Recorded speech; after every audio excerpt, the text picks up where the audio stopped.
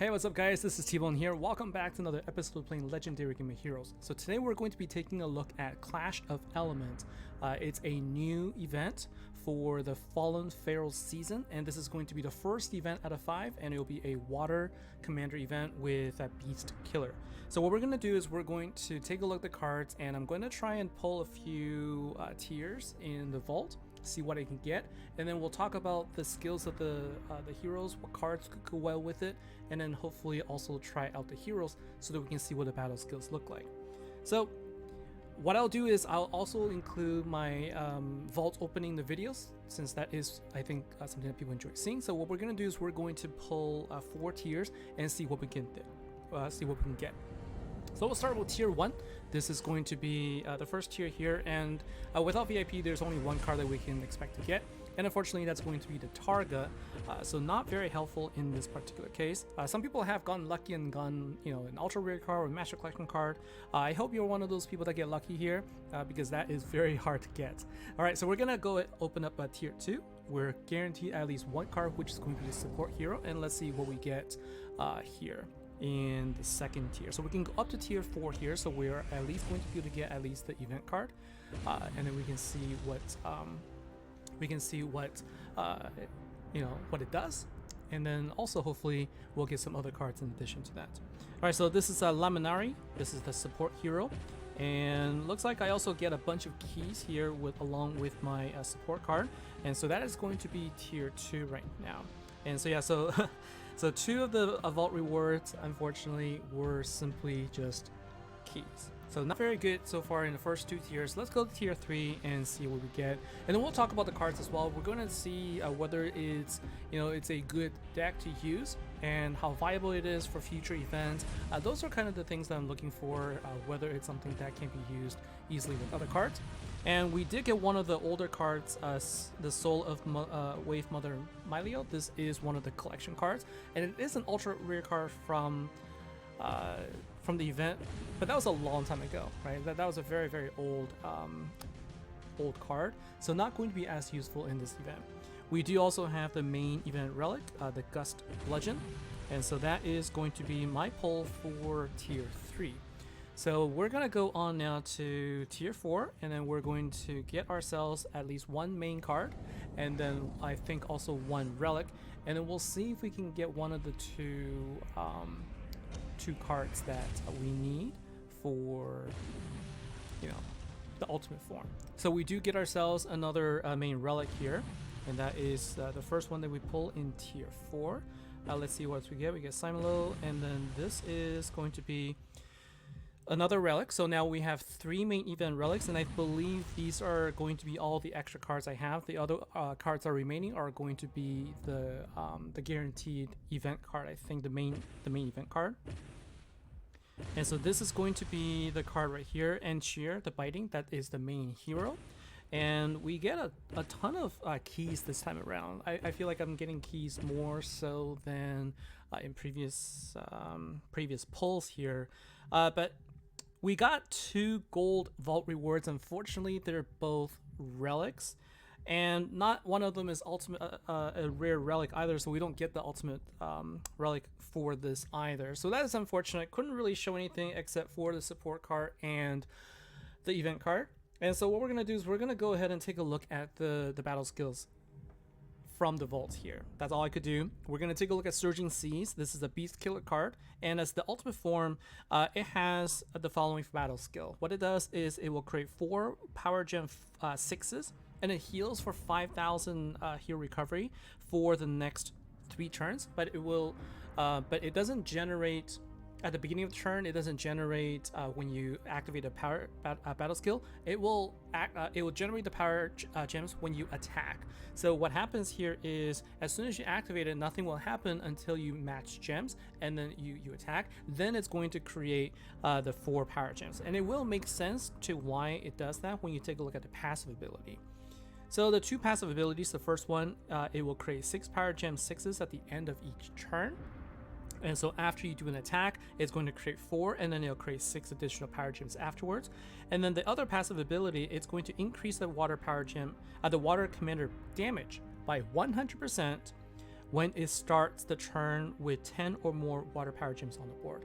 And so this is a pretty powerful passive ability in that the only condition is that you need to have 10 or more power gems on the board, and there's no other conditions. There's no cooldown, and so you can theoretically have this boost every single turn depending on the cards you have here. And since you have a card that will create power gems at the end of turn, and every single turn, you are guaranteed to start the next turn with those power gems, and you'll be able to activate that boost. The only thing that is going to be difficult for this card, the weakness this card has, because it has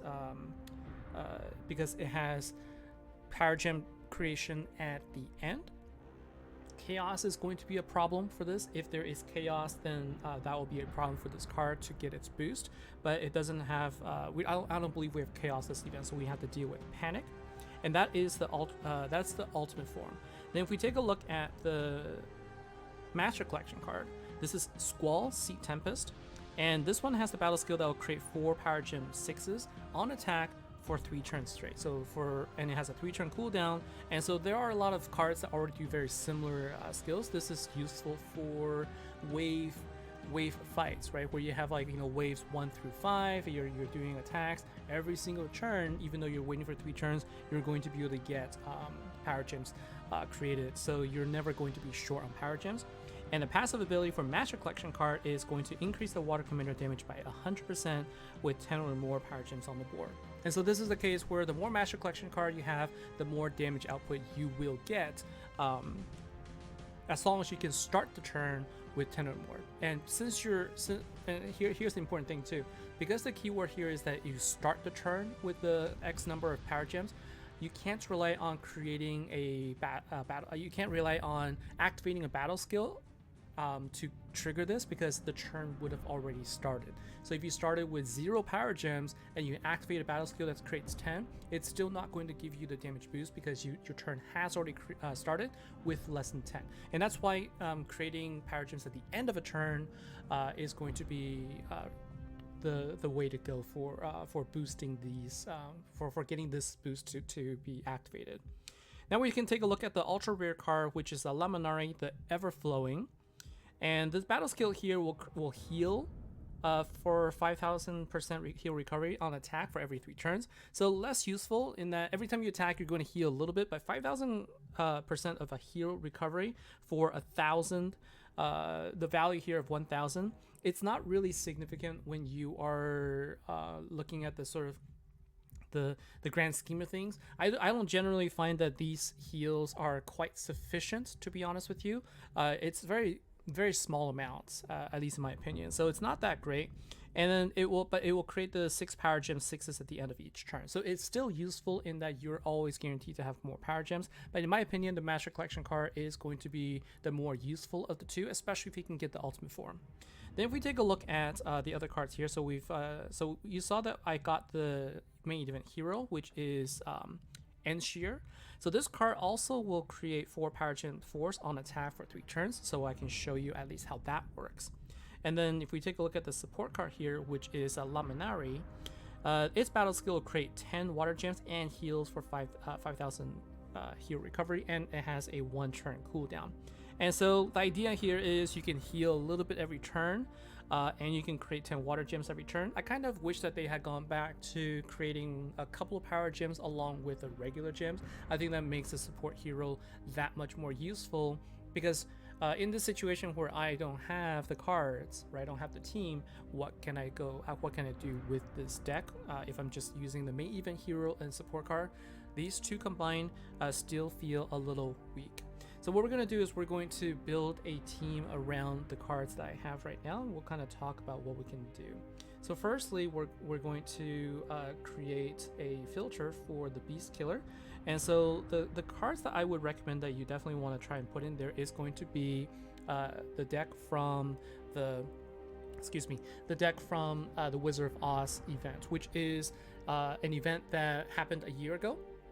And so this card will be available in the Proving Ground store tomorrow, starting the event. And if you take a look at the cards I have the ultra rare card here, Armored Automaton. This card also gives, if you take a look at the battle skill here, it creates power gem 3s, and it creates more if you have higher beast intensity, but it's not really the battle skill that is the good part. It is the passive ability here that whenever you attack, you're going to increase the total damage dealt by beast killer by 50%, and you decrease all damage taken. So this card on its own gives you also a 50% damage boost. So if you combine this card with the ultimate form, you're going to get some pretty good damage output for sure. And on top of that, if you don't have this event deck, you can use this card or the ultimate form if you can forge it from the Proving Ground store.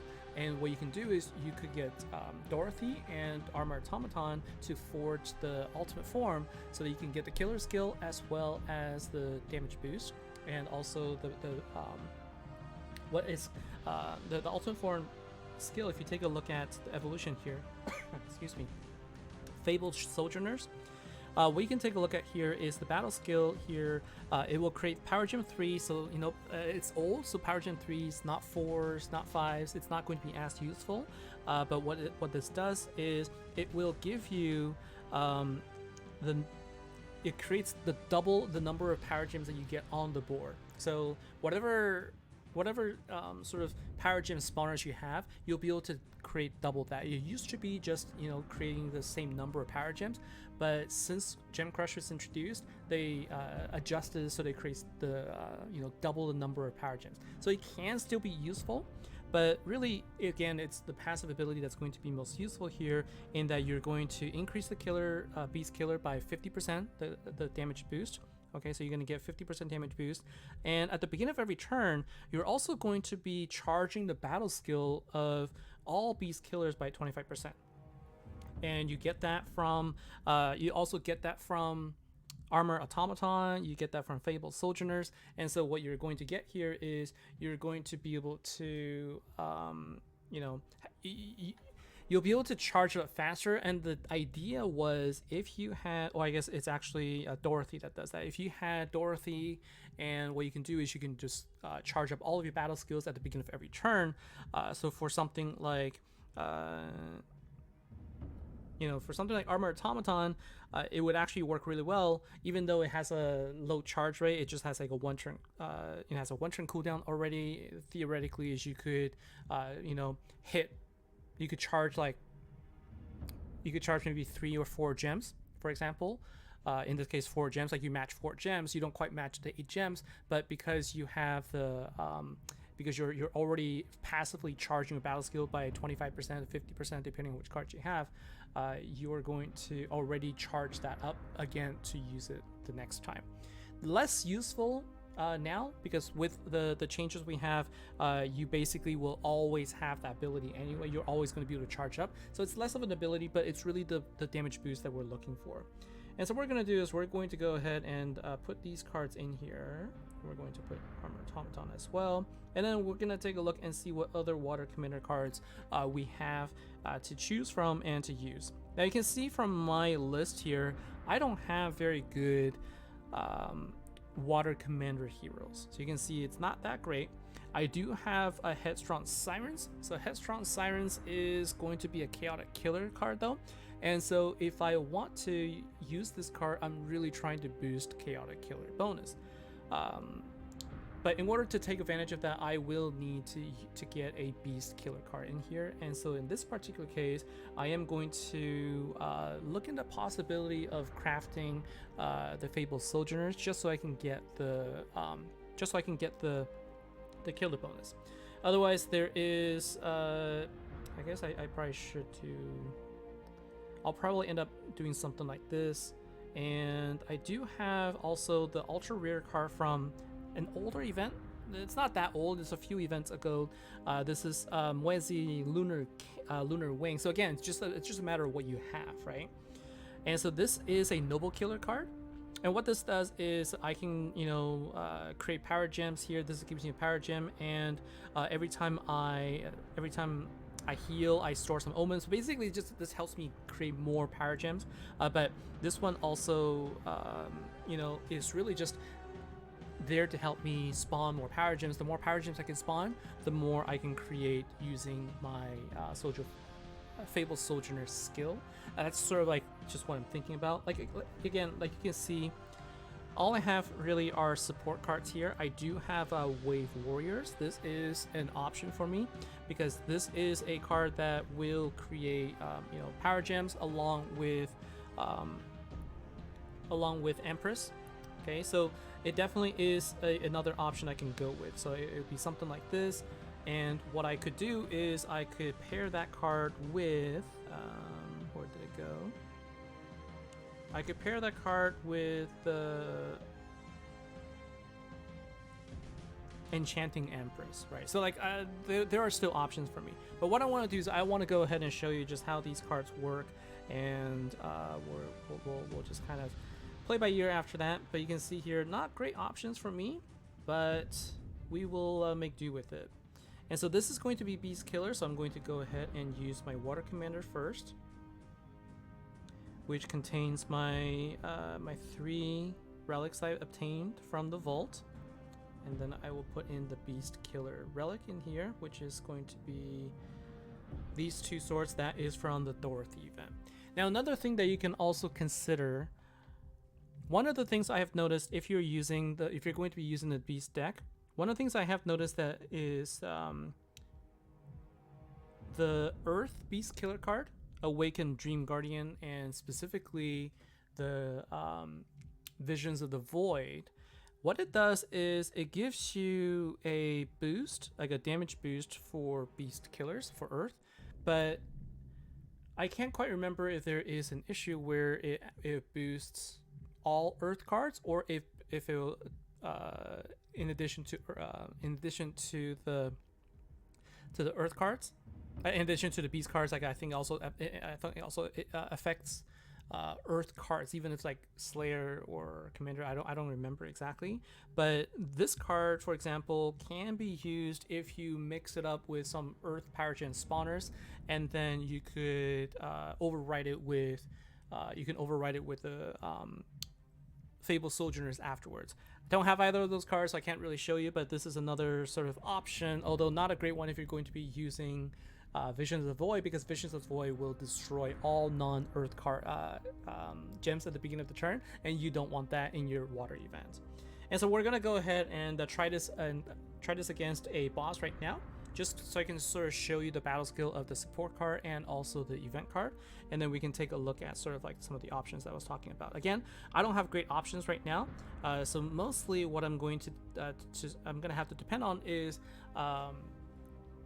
the Fable Sojourners. I have to take a look at the Proving Ground store and see what other choices there are, but generally that is a card that I've been waiting for, so I'm more likely to just go for it, because I've been waiting for that for years. I think I probably will pick it up. It will definitely help me with the event. Generally in Commander events, you kind of need to have something to be able to help you there. All right, so let's go ahead and take a look at our team, and we're going to see, where did it go? So here's the setup, and we have a Luminary, which is the support card, and then we have the main event hero, which is Enshear. So I'm going to show you how this particular works. It's really it really is pretty self-explanatory, really, if you can take a look at the back of the cards. But basically what you do is, once you activate this right here, once you've activated it, it doesn't actually spawn power gems until you attack. So I'm going to go ahead and match all the gems here, and then you can see it's going to spawn 4 power gems as I attack. Right, so it actually spawns those power gems as I'm attacking, and you basically you can just keep creating power gems here. So it's going to create those power gems. Right? So it creates 4 power gems on attack for 3 turns. And I think I have other skills in here at play that also creates more gems while I'm attacking. And so this is sort of the combination I have right here. Not going to be super strong, until I get killer skill in here. And even with that, I don't think it's going to necessarily be the strongest available, but this is something that I can use if I wanted to. And again, this is really about what you have in your arsenal, what you can do with your cards that you have. So this is a commander option. So we're gonna take a look at the commander option, and then we're gonna take a look at other options as well, including Slayer. So now what's nice is Armor Automaton has a 1-turn cooldown, and so does the support card Luminary. And so at the very minimal, what you can do is you could heal yourself, and then you could see, like, you can heal yourself, and then you could keep creating power, keep creating gems, and then just keep attacking. So at least there is that, right? So right here, you know, it doesn't show me how much damage I'm doing, but what I'm showing you here is just sort of like the mechanics of what's happening here. So you're always going to get these power gems created at the end of a turn, and then when you start, then you'll get your your damage boost. You'll get your damage boost from your ultimate form or from your master collection card. Either one of those two will give you the damage boost. Now let's take a look at some of the other options that we could go with, and that would be if we wanted to go with water, or if we wanted to go with something different. Okay, so not water, water slayer. So if we were to go with water slayer, I don't really have a good option either. So I have an old Water Slayer Beast Killer card that only gives me 400% damage boost, which effectively is the same as a support card or event card. So I'm really not gaining anything from it. And so the other deck here, like this is the deck right here. I don't remember what the ultimate form is called there, but these are the cards here that would have been the previous one.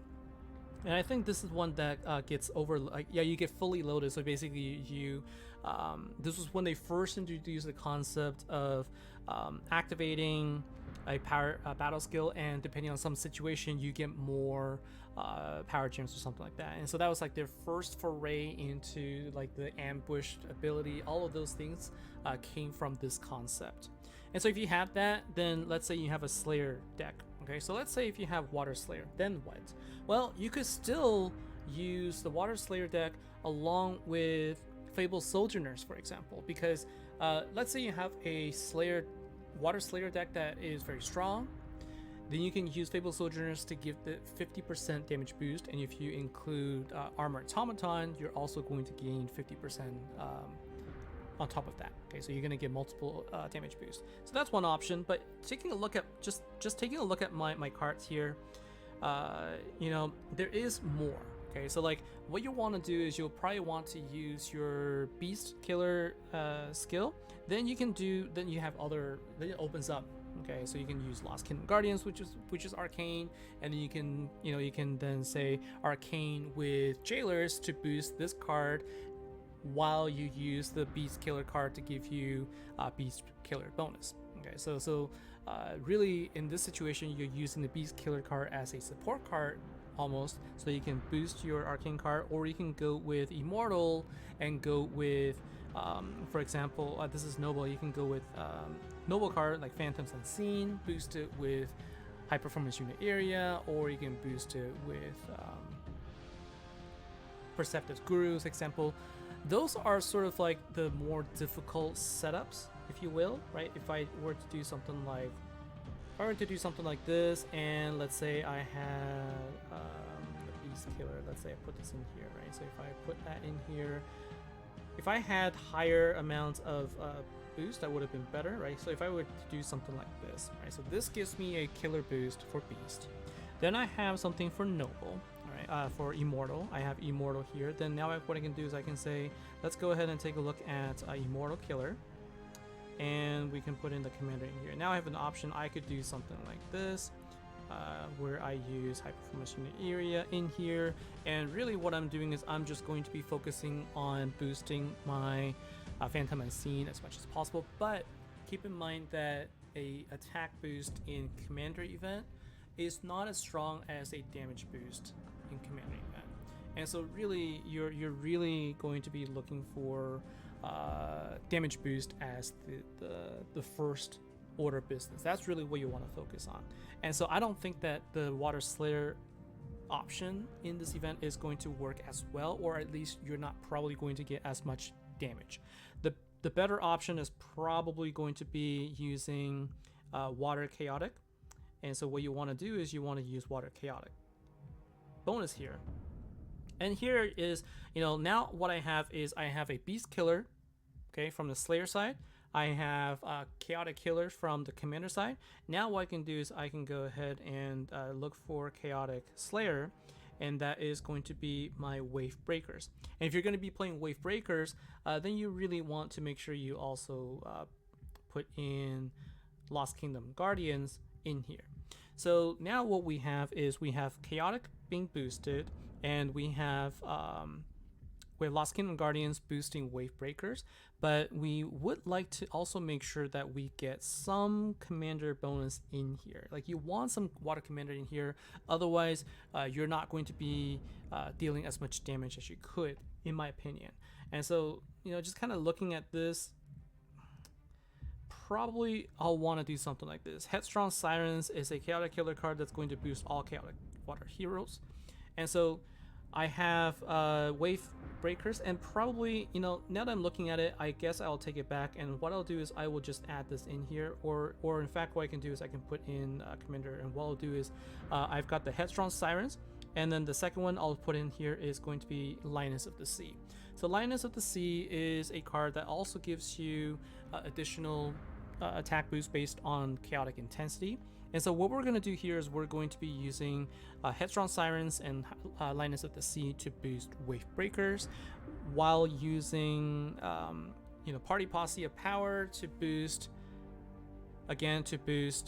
Wave Breakers, and Lost Kingdom Guardians also really helps Wave Breakers, just because of the power gem boost possibility. Every time it turns delays, you can get some benefits there. And so this is one possibility I can see that might work, but because I don't have a good Slayer bonus, it's not really going to be as good for me. And if I were to use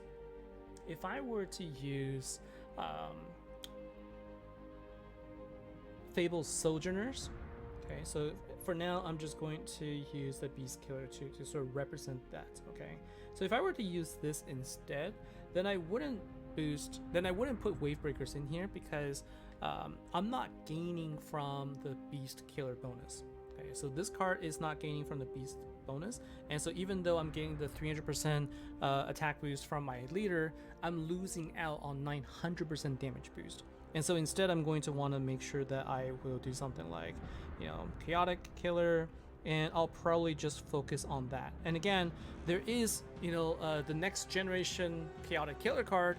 Again, I only have the support card here for this, but you could potentially use that card in here as well if you choose to go with the Chaotic route.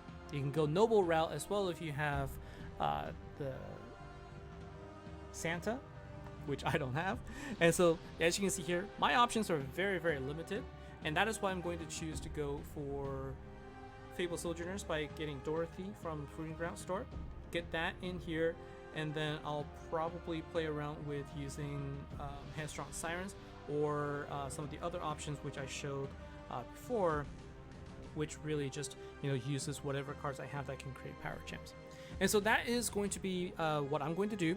Hopefully this helps you sort of make a decision on what you're going to do with your deck as well. My personal opinions for this particular deck is that anytime you have a deck that gives you damage boost, it's going to be a useful one. In that, I believe that moving forward, Surging Seas is going to be one of those cards that you'll probably want to make sure that you have in your arsenal for the foreseeable future. And the thing is, this is really only going to boost Water Commander, so this is not going to be a useful card for Slayer. You're not going to use this card for Slayer events. This is only going to boost you for Water Commander events, so it's half as useful. But it's just like all of the other Fire Commander cards. If they release a couple of these in a row, this will add up really quickly, and you're going to have a much easier time with future Water Commander events. And so I would say that this is definitely a deck that I think has good potential. It's something that, as the first deck of the season, I think it's okay. that if you happen to get it, great. And if you're sitting on coins and you're waiting and trying to decide whether or not to get it, I would say you don't have, if you're not in a rush for it and you're okay with the event without it, then I would say you can hold off on it and you don't need to make a decision just yet. We still have 4 more events to go before you can decide on it. But don't forget to come back to the fact that this water deck does have damage boost that can be very helpful for you. So hopefully this helps you make a decision on what you're going to do with the deck and whether or not you choose to go for it. Unfortunately, I couldn't show you the battle skills for the most important cards here, but hopefully with my explanation, you can understand it a little bit as well. All right, so that's going to be it from me for today's video. Thanks a lot for watching, guys. Take care, and I will see you in the next episode.